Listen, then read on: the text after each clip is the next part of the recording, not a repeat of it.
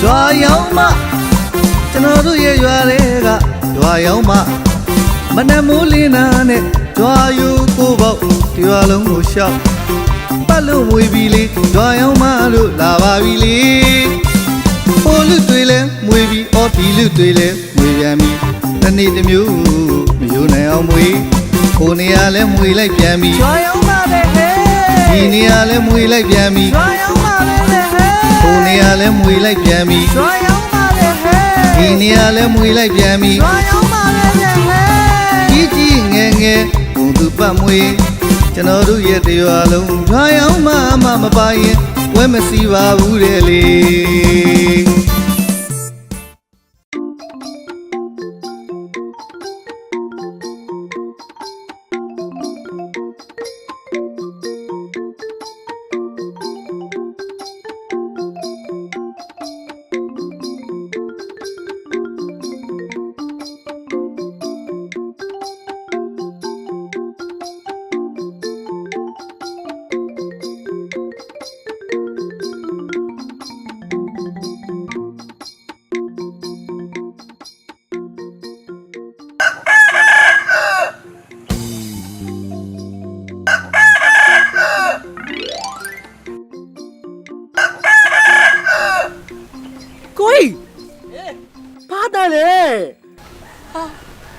chất đồ này bố hả?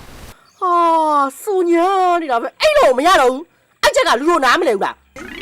Chắc là luôn nám lên mà là, tôi chỉ là tôi làm bố lên đây mà thao thế là gần đi hả?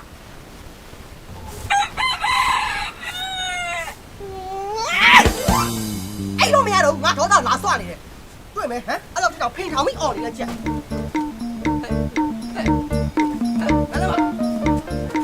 Hãy về đâu?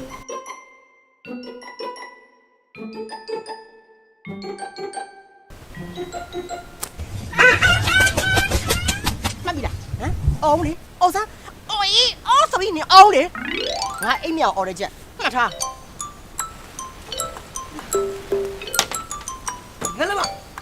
Nghe mà? Hả này? Đi vào đâu rồi? Anh làm đi ôm đi, chị có biết tay cái này. Hả?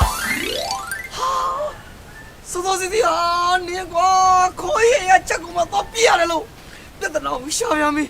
Trong cả mà anh còn đi mà nấu thêm mà đi. Ta lấy em một chén nữa mà bao quá.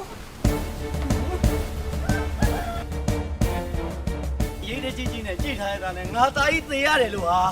Không mà đồ, mình nếp nhà quay gì mà không chơi nào là quá lâu tiền hoa rồi nữa. Hey, cái này mình là để cái nó. Anh mới băng rưỡi đầu kìa. Mà biết là có mà thấy như này để lâu giờ lại chả là ngã tay chả phải dùng mà quán này biết ra để luôn. Ê, thì mua khói giang bao mày.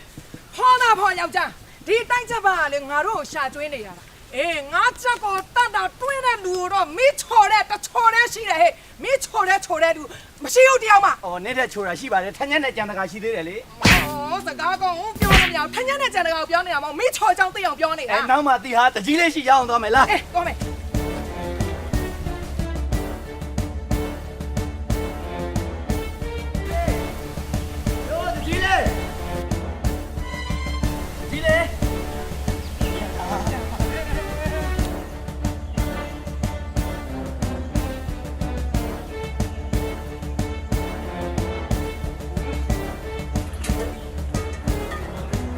တကြီးလေး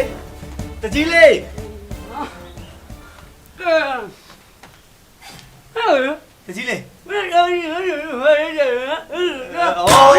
ဘာတွေပြောနေရလဲကြီးလေးဟာ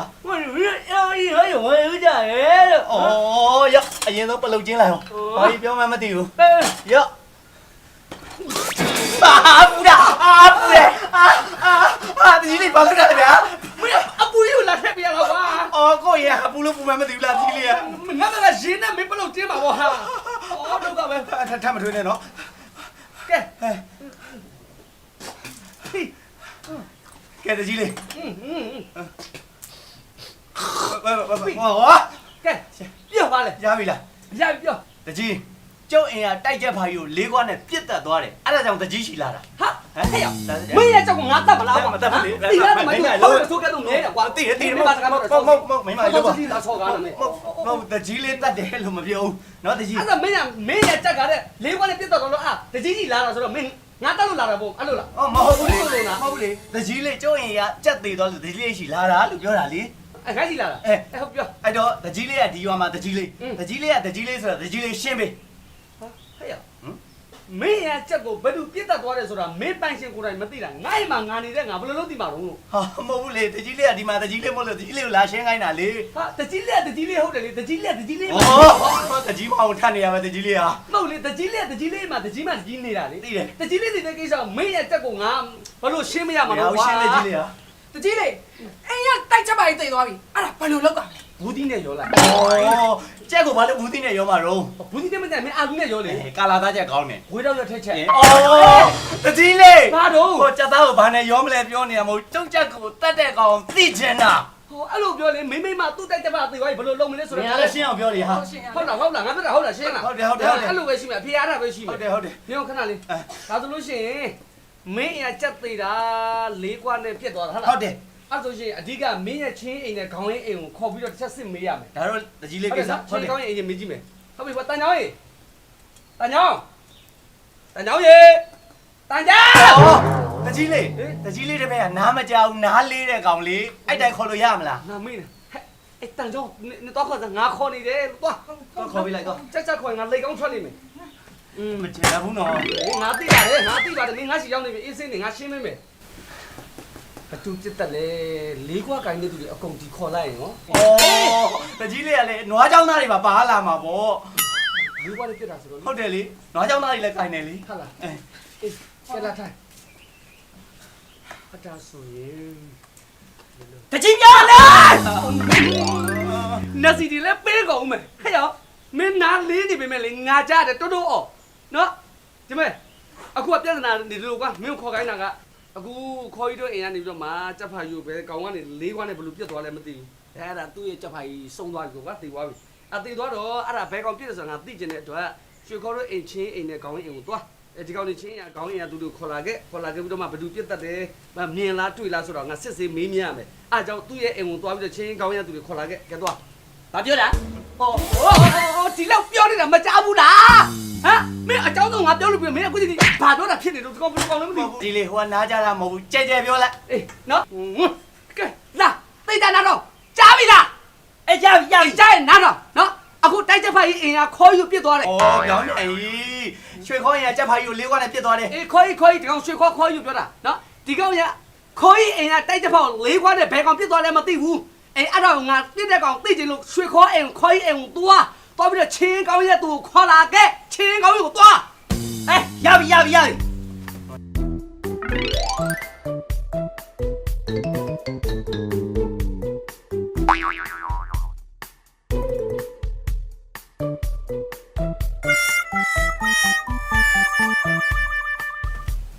ချင်းခေါင်းရင်သွားပြီ မတားဘူးငါကောက်ပေါ်တယ်မင်းကိုချင်းကောင်းရငါ့ရဲ့ချင်းကောင်းရင်မဟုတ်ဘူးလို့ခေါ်ရင်အိမ်ရချင်းကောင်းရင်တော့ခေါ်ရင်အိမ်ရချင်းကောင်းရသူကိုခေါ်လာခဲ့ရှင်းပြီလား စိတ်ချပါ တကြီးရတယ်အစားလည်းအဲ့လိုရှင်းလေးပြောပါလားလို့ချင်းခေါင်းရင်သွားသူသွားနေတယ်ဘာမှမသိဘူး तू ကနားអော်နေတယ်ဘလူလူမှမသိဘူး သူလည်းသဘောပေါက်ငါတန်းတော့တော့ ဘသူကတကြီးလေးမှမသိတော့ ဒါတော့ဒီကောက်စင်ရမင်းတန်ချောင်းစင်တော့ ဟုတ်တယ် တမနစ်စင်လို့မလွယ်ဘူးရဲ့ သူကြားသွားလို့ပါတကြီးလေးရအောင်ရှင်းပေးတော့ ရတယ်မဘူးနဲ့နော် ဩတိုက်ပြန်ပြီပလုံကျင်းပြီတာတော့တိုက်နေတော့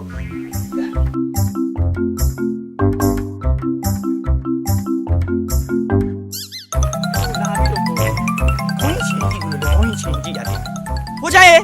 ရ မီးရှင်ဟာလောင်းနေရလုံးလောင်းမြန်မြန်လားဘာလို့ချိန်မရဘူးတကြီးကခေါ်ခိုင်းလိုက်လို့ဘာလို့ဖို့လဲဗျဟမ်ဘာလို့ဖို့ခေါ်ခိုင်းတာလဲလို့ဟမ်ဟာဘာအတွက်ခေါ်ခိုင်းတာလဲမေးနေတာဗျာအာမေးမနေနဲ့တကြီးအိမ်ကြမှာမေးခွာလို့တော့ခေါ်လိုက်အောင်မေဟုတ်ပြီ ကိုကြီးလေးကဘာလို့ပို့ခေါ်ခိုင်းတာတော့ မောင်နှမနဲ့အတူတူလို့တာဘာလို့ခေါ်ခိုင်းလဲငါဘယ်လိုလုပ်သိမှာလဲကိုရောက်တော့သိရမှာပေါ့ကဲလာစမ်းပါ ဘာရောက်မဒီကိုခေါ်မကြောက်အောင်မကြမ်းနဲ့ကွာဘယ်ရောက်နေရဘာရောက်မဘာလဲခေါ်မကြောက်အောင်မကြမ်းနဲ့ကွာ အောင်မင်းရောပြောရရှိတဲ့တန်ချောင်းကလည်း ဟမ်ဘာကိစ္စလဲဟုတ်ဟမ်ဟာဘာကိစ္စတော့ဩကြားပါတယ်ကွာတူတူပြောပါဟောတော့ပြောရတယ်ရှိတယ်ငါ့ကိုတော့အော်နေတကြီးလေးကခေါ်ခိုင်းလိုက်လို့ ဘာကိစ္စ တကြီးကဘာကိစ္စခေါ်ခိုင်းတာဟမ်ဘာကိစ္စနဲ့ခေါ်ခိုင်းတာတော့ဩကြားပါလေကွာဟိုငါနှစွန်းနှဖျားကြတာကတော့ခေါ်ရီတို့အင်ရကြက်ကိုလေးခွာနဲ့ပြေးလို့တဲ့အဲ့ဒါဘသူပြေးမှန်းမသိလို့ချင်းရင်ခေါင်းရင်ကိုခေါ်ခိုင်းလိုက်လို့အဲ့ဒါငါလာခေါ်တာဘယ်လိုတောင်းပြောနေတော့ကိုကြီးဟမ်ပြောလို့ဖြစ်တယ်ဖြစ်လို့ငါပြောပါမလားနေတော့ကရောက်မဲ့ကိစ္စငါပြောမလို့နေလည်းဘာလို့သူများချက်ကိုသွားပြတာတော့ဟာ ဒီမလေးအဲ့ဒါအချက်ကအော်ရင်ရုပ်ဆောင်အဲ့တော့ပြစ်ထည့်လိုက်တာဗော အိုးဒီလိုလားမင်းကဘာကြလို့ဒါဆိုဒီကြက်ကမွေးကြိုက်လို့သေးတာဗောဘာတွေကြားမှလည်းမသိဘဲနဲ့ကွာ ဟုတ်တယ်ဒီကိုရင်မွေးကြိုက်တာလေအဲ့တိုင်းမထိုက်ပါတော့ကို ဟုတ်တယ်ဟုတ်တယ်လာရှိတော့ မလာရတော့ပြောလိုက်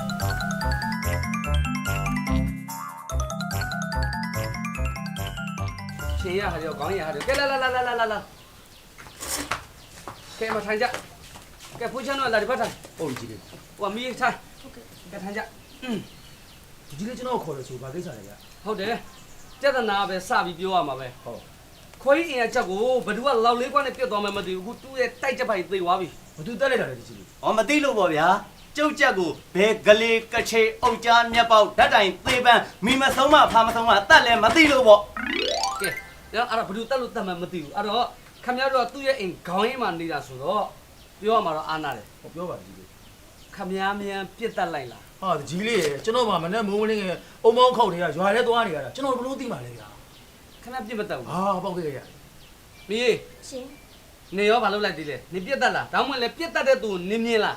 ဟောတကြီးကလည်းသမီးကလေမနက်ခင်းစောစောစီစီအိပ်ရာကားထားစိတ်မှာထားကြလို့တိတ်ခါကြ လူပြေးကြီးကြောင့်ကိုတင်ပြေးကြစိတ်နာရထိုင်နေမချင်းနေရှောက်ဆိုနေတချင်းဆိုကိုင်းလို့လား မဟုတ်ပါဘူးတကြီးလေးဟို ဘယ်တကြီးလေးတကြီးလေး တကြီးလေး တကြီးလေးမသိတကြီးလေးမသိ ညက်ချက်ကိုလေးရောက်ပြီ ကြက်ကော်လီရှောက်ရောက်နေကြက်ဖာနေဘယ်လိုဖြစ်စတိုက်ခက်လာရောက်သွားတော့မနေ့ကစောစောတီဘာ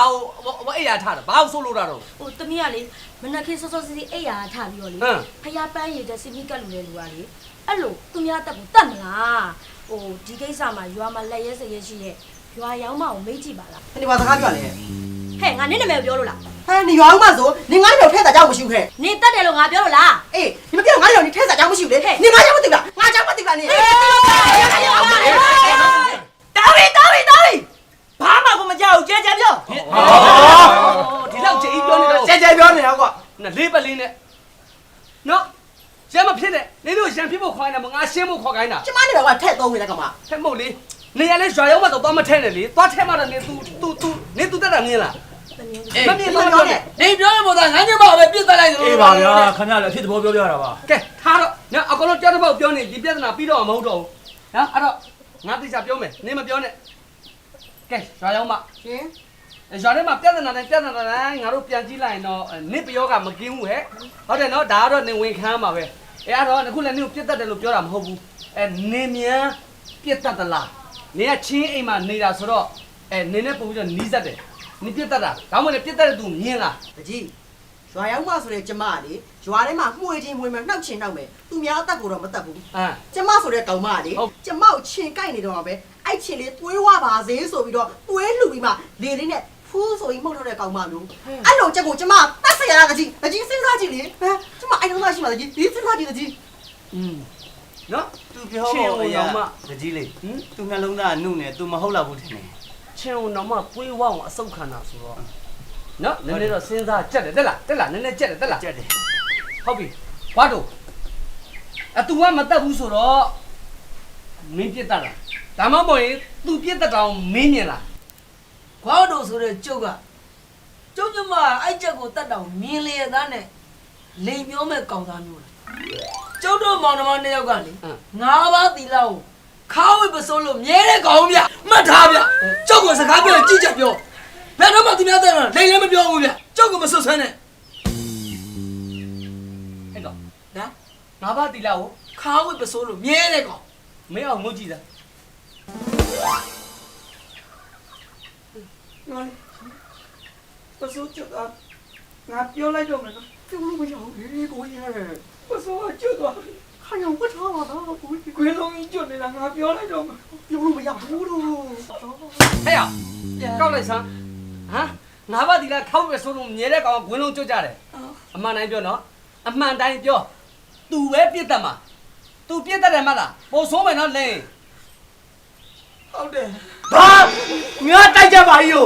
ဟင်ရွာရောက်မှနင်လေးဝါနဲ့ပြတ်တယ်လားတတိရှင်းမယ်ကြောက်ကြကိုတတ်တယ်ငါမပြတ်ဘူး ခဏလေးပါငါရှင်းတယ်ခဏလေးပါနင်တို့လေဘာလို့သူ့ရဲ့တိုက်ကြပါမှာလေးကောင်နဲ့တော့ပြရတာလဲဟမ် ဟုတ်ဗျာကျုပ်ညီမလေးအိတ်နေတာအေးရမဟုတ်သေးဘူးသူ့ချက်ကအစောကြီးတုံးလို့နားကြီးလို့ဆိုကျုပ်ညီမလေးခွာနဲ့ပြတ်တက်လိုက်တာ ဟာကြက်ပဲတော့မှာကွာ မင်းချက်ကအစောကြီးမတုံးနဲ့ကွာအချိန်နဲ့အချိန်အတုံး အချိန်နဲ့တော့ငါကြောက်ကိုနားယူပါပေးရမှာ ဝယ်ပေးတာလည်းကွာနိုင်တယ်ရတယ်မင်းဟေး ထိတ်ကောင်းတာမိကုန်မင်းတို့အကုန်လုံးဘာတွေဖြစ်နေကြလဲမင်းတို့ငါကြည့်လားပြဿနာရှင်းမလားပြဿနာရှောက်ဖို့လား ရှင်းဖို့ပါတကြီးလေး ငါ့ကိုမင်းတို့နော်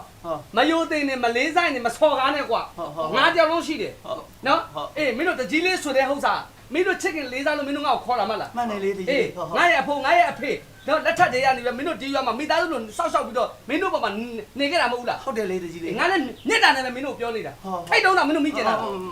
တော့မှကြီးလေး မမိကျင်ငါဖြေရှင်းပေးမယ် ဟုတ်နော်အဲ့တော့သူရဲ့တော့ကိုမင်းပြက်တက်လိုက်ကြအဲ့တက်ကသေသွားပြီဘာမှလုပ်လို့မရတော့ ဟောမရမဟုတ်ဘူးလေတကြီးလေးအဲ့ဒါတော့မားတယ်အဲ့ကျက်သေးသွားတော့ကဲကျုပ်ဟိုဘက်ရွာကောင်နေနဲ့ကြက်တိုက်ဖို့ချိန်ထားတယ်အဲ့ကျက်မရှိတော့ကျုပ်ဘယ်ကျက်နဲ့တိုက်ရမလဲပြောဘယ်ကျက်နဲ့တိုက်ရမလဲ ကဲရမယ်အခုသူ့ရဲ့တိုက်ချက်ဖကတဲ့တစ်ဖက်ရွာကောင်နဲ့ကြက်တိုက်မလို့တဲ့သူ့ကြက်မရှိတော့ဘယ်ကြက်နဲ့တိုက်ကမလဲတဲ့ ဟောတကြီးလိုက်ခုတ်ပေးလိုက်ဗော လာငါနဲ့တော့ခုတ်မလား ဘောမဟုတ် ငါကောက်တယ်ဦးမယ်ငါကောက်ပေါက်တယ်ဦးမယ် တကြီးပဲစီစဉ်ပေးလိုက်လို့ပြောတာ မဟုတ်တကြီးလေးအဲ့ဒါအရေးကြီးရနော်ကျွန်တော်သွားမတိုက်နိုင်အဲ့လောင်းကြီးတွေရောမှာကျုပ်အခုဘာနဲ့သွားတိုက်ရမှာလဲ ခဏလေးငါဖြေရှင်းမယ်ဟဲ့လ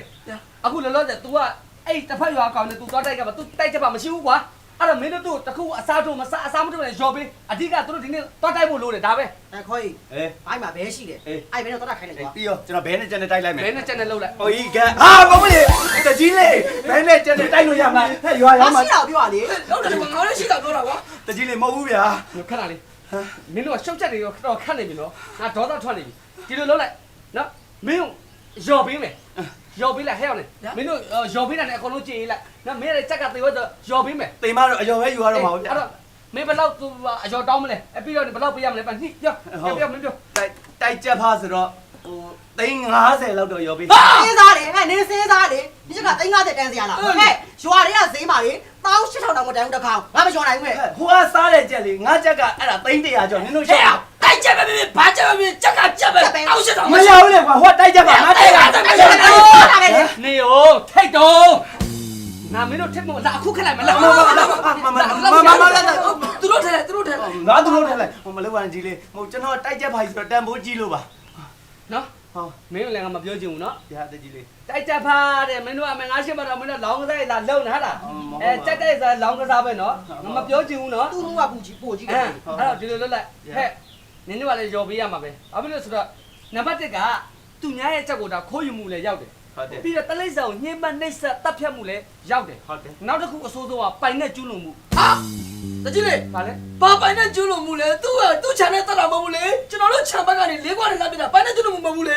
ဒါပေမဲ့မင်းတို့ channel ကလောက်စလုံးကသူ့ channel ကိုရောက်သွားတယ်လေဟုတ်တယ်နော်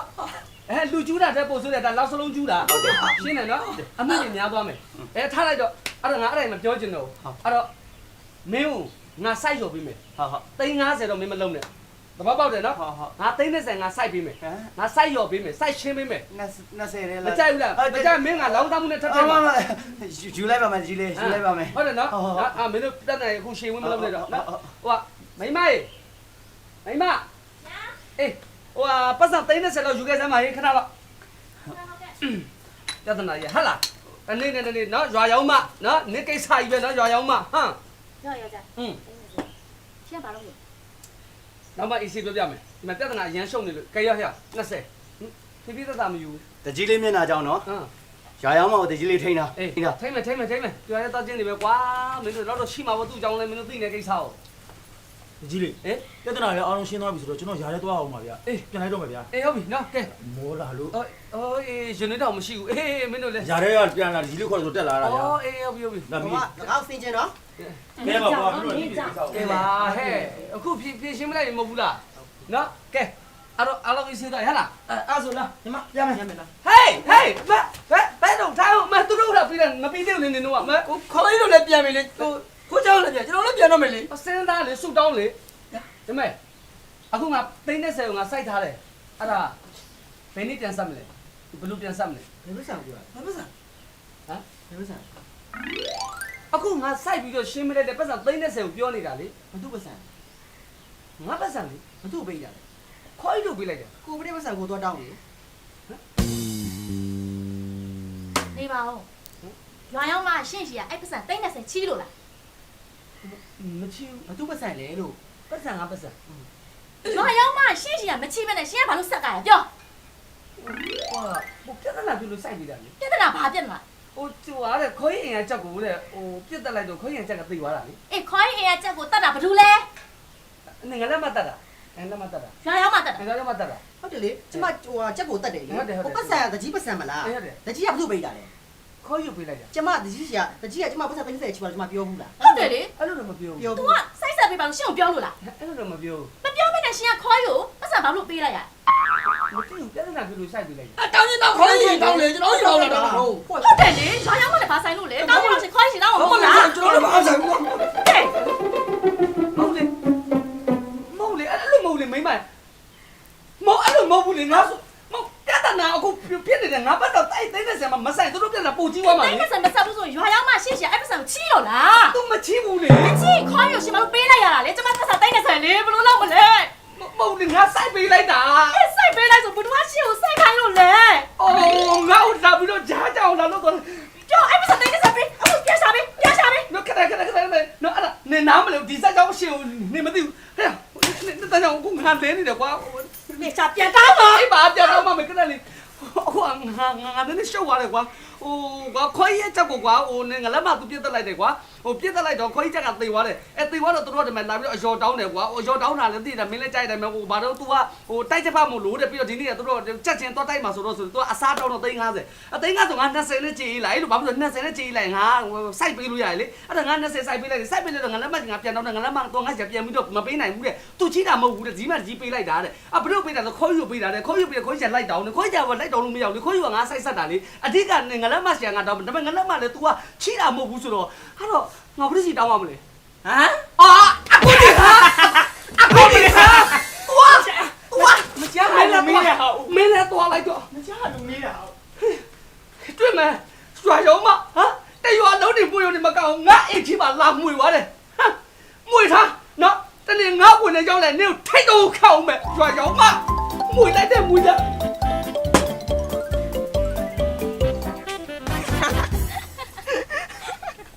ဒါဆိုရင်ရွာရောက်မှရွာထဲမှာနေမှွေတာမဟုတ်ဘဲနဲ့တကြီးလေးအိမ်ပေါ်မှာမှွေသွားတာပေါ့ ဟုတ်တယ်ကိုရဲ့ဒါမဲ့လေတကြီးလေးလည်းတနာပါတယ်ဘာမဆိုင်ညာမဆိုင်နဲ့ချက်ဖိုး30ရောပေးလိုက်ရတယ် ဟိုဘာပဲဖြစ်ဖြစ်ရွာရောက်မှကိုကျေးဇူးတင်ရမယ်တဲ့ ဘာဖြစ်လို့ကိုကရရမောင်ကျေးဇူးတင်ရ ဟောတဲလေးနဲ့ကိုနဲ့ချစ်သူဖြစ်ဖို့ရွာရောက်မှကူညီထားရလေ ဟောဟုတ်တာပဲ ကဲဘာတွေဟုတ်နေကြရတော့တိုးပါဟုတ်ကဲ့ကဲပြောပါဦး ဟဲ့ညက်ဘာလို့လဲငါ့ကြောက်တော့တဲဒီပါ ဟောငါရောင်သွားလို့ပါအမလေးနင့်လို့မဲမဲတက်တက်ကိုလည်းငါစိတ်ဝင်စားပါဘူးညီးရတက်တက်လှုပ်ချင်တယ် နေလည်းငါမချစ်ပါဘူးငါညုံမီမညုံမီပဲညုံမီအတွက်ဆိုအသက်ပါပေးရဲ့သူကပေါ့ ဒါနဲ့ညစ်တုတ်လိုက်ရှာနေတာ ဟဲ့ဘာဖြစ်လို့ ညီးဖေညို့ဓာချင်းချင်းပြီးလိုက်ရှာတယ်လေကြည့်ပါဦးညီးအဖေတန်ပဲကြားရသေးပြေးသွားလိုက်တာမောင် ဟုတ်တာပဲငါမျက်နှာလေးကတစ်ချက်ကြည့်မသွားရှာ အေးညီးမို့လို့ဒီလိုကောင်မျိုးဝေး အဲ့ဒီထဲမှာလမ်းဆောင်နေတော့ ငါတို့ကလမ်းမလျှောက်လို့ကားနဲ့သွား အာချော်ရီကအလူရှင်လူမတွေလူချင်းအောင်တော့ကျွန်တော်တို့အော်မှာပေါ့ကျွန်တော်နိဗ္ဗာန်စော်တွေလေ မင်းအိုးကြည့်လိုက် ဟုတ်ဗျာဩဗုဒ္ဓဘုရားကဖရားဘောတော်အတွက်လူခါ ဒီရတမျိုးဟာ ဒီမှာဖြစ်လာတယ်ဟာ ကျုပ်လည်းကျုပ်ရေးတဲ့ကျုပ်ပြေးလာတော့ဗောဗျာ ဘာတွေရေးကြီးနေတာပြောလို့မ တော့ဓာတ်နဲ့လိုက်တာလို့ ဓာတ်နဲ့လိုက် ဓာတ်နဲ့ဓာတ်နဲ့လိုက်တာဓာတ်နဲ့တော့ခဏကျွာဓာတ်နဲ့ဟဲ့လူတွေဘာလဲငါပဲနေပါမင်းပဲဓာတ်နဲ့လိုက်တာတော့ကွာ ဓာတ်နဲ့လိုက်တာကျုပ်လိုက်တာခင်ဗျားတို့ဓာတ်နဲ့လိုက်တာမဟုတ်ဘူးအော်ဒီလူကကျွန်တော်နဲ့ဗျာဟာရော့ ဒုက္ခပဲ တော်တော်နဲ့ဓာတ်နဲ့လိုက်လို့လူခါပါတယ်ဗျာ မာဒီထဲမှာဟုတ်တော့ဘူးကြီး ဗုဒ္ဓဘုရားကဖရားဘောတော်အတွက်လူခါပါတယ်ဗျာ